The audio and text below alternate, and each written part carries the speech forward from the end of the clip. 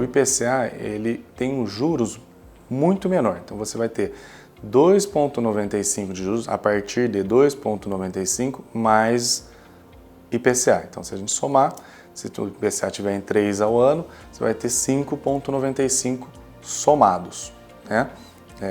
De juros no seu contrato, considerando inclusive a correção, que seria o IPCA. Já na TR, você tem a partir de 7,95 mais TR, né? Então, vamos pegar em média, você, dependendo de renda, dependendo do seu enquadramento, na TR estaria numa taxa de juros em torno de 8,5, né? Mais a correção de TR. Já no IPCA não, você teria uma taxa de juros bem menor comparada, né, com a outra linha, mais a correção de IPCA, que realmente o IPCA versus TR, simplesmente o indexador, o IPCA é maior do que TR.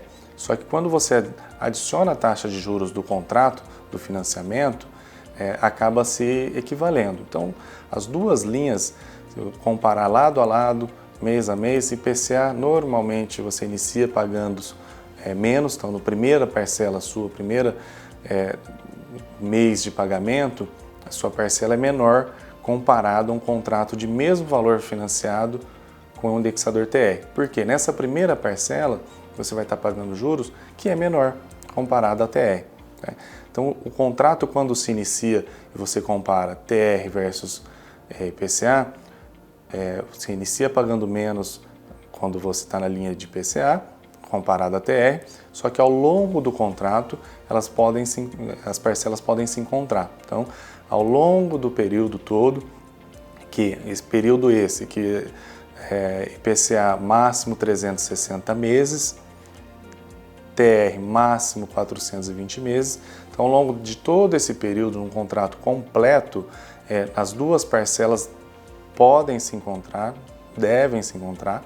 Tá? Então, o IPCA que iniciaria menor pode ir subindo um pouquinho, né? E através da TR, sendo numa tabela SAC, as duas, né? Tabela SAC, que é o Sistema de Amortização Constante, ela pode ir caindo e as duas vão se encontrar em algum momento. Tá? Então, a diferença é essa, início do contrato. O início do contrato de uma deve ficar menor.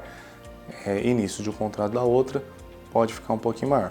Outro ponto importante que a gente tem trabalhado bastante é a margem de financiamento. A gente tem notado quando você entra com um contrato de um cliente com uma capacidade de pagamento boa, né? E você entra com um pedido de financiamento através do IPCA e um pedido de financiamento através do TR, muitas vezes a margem de financiar pelo IPCA acaba sendo um pouquinho maior. Então, comparação de parcela, por ela ser menor no início, você acaba conseguindo uma margem de financiamento melhor, acaba conseguindo financiar um pouquinho mais do que na outra linha TR. Então, esse comparativo acaba sendo decisivo no momento da compra. Então, a forma de se enquadrar, que é muito importante, é sempre simular nas duas opções, você comparar as duas opções, que cada cliente ele vai ter um perfil, o que vai influenciar muito. Idade, renda pode influenciar bastante. Então, numa situação dessa, é muito importante que o corretor ele apresente as duas possibilidades, faça esse comparativo. As duas linhas são excelentes, não temos nenhuma vantagem muito expressiva entre uma e outra.